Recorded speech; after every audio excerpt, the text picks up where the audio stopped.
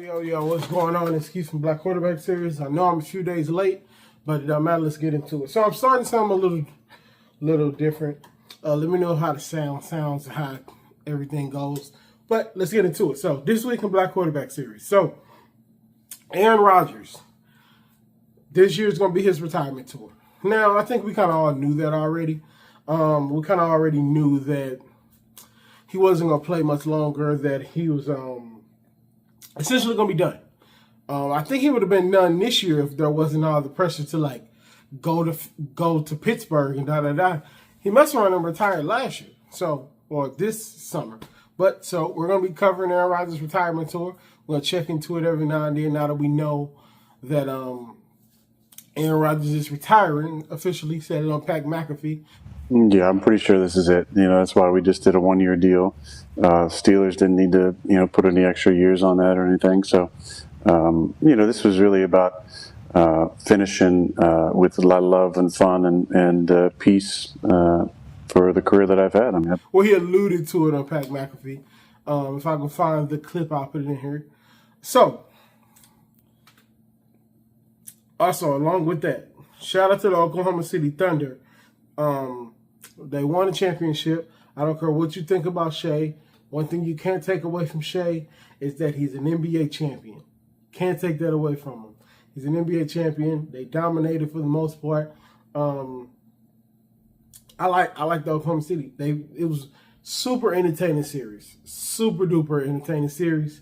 I know people say, "Oh, the ratings. Oh my God!" Like y'all didn't watch ball all year, and y'all had something to say about the ratings. Just enjoy basketball.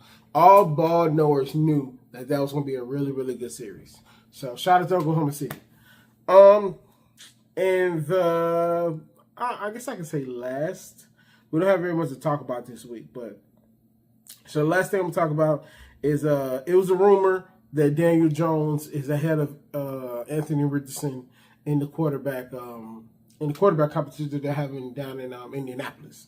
So what I would say to that, and I was talking to somebody on Instagram about this before. If he can't beat out Daniel Jones, then he might not be cut out to play in the NFL. And I don't really blame him for that. I kind of blame the Colts organization for that. I blame the Colts organization because you drafted him knowing that he was a project, and then you played him thinking he was going to be Cam Newton or Lamar Jackson, and then was surprised when he turned out to be a project. Coming out of Florida, I didn't think he was NFL ready at that point. Nobody thought he was NFL ready. That's why people were talking about this is an NBA type of pick. It's an NBA type of pick because you pick a guy that ain't ready yet, and you're hoping he turns and develops into the guy that you want him to turn into. Which you could have the opportunity to do that, but you decided to rush the process and not let him sit and learn or do anything and if you're going to play him, play him. Now, what he did last year by tapping himself out, that wasn't good. I don't agree with that at all. That was terrible. But you got to give the guy time. You had to give the guy time. You didn't give the guy time. Now it looks like he's going to lose his job to Danny Dimes, which I'm not a huge fan of. But some of this falls on Daniel. Some of this falls on Anthony Richardson. We're going into year 3, I think, year 3 or 4. There has to be some improvement. I know you've been hurt, and that's a part of it. But there has to be some upside to it. And the only upside is the pure athleticism. So I just hope he can win the job. If you can't win the job against Daniel Jones, it's time to move on to another team because another team is going to take a flyer on you. I don't know, the Pittsburgh Steelers maybe? So call him. That's my hot take. He'll be a Pittsburgh Steeler by the end of next year. Or he'll be a Pittsburgh Steeler at the beginning of next season because they're going to release him or whatever they're going to do with Anthony Richardson. This is all predicated on if Daniel Jones wins the job in camp, which I don't think he's going to win. Call me optimistic, but I don't think he's going to win the spot. So one more thing about the Daniel Jones thing before we get out of here, and this is why it's important to check your inboxes all the time. Fan made a really good point.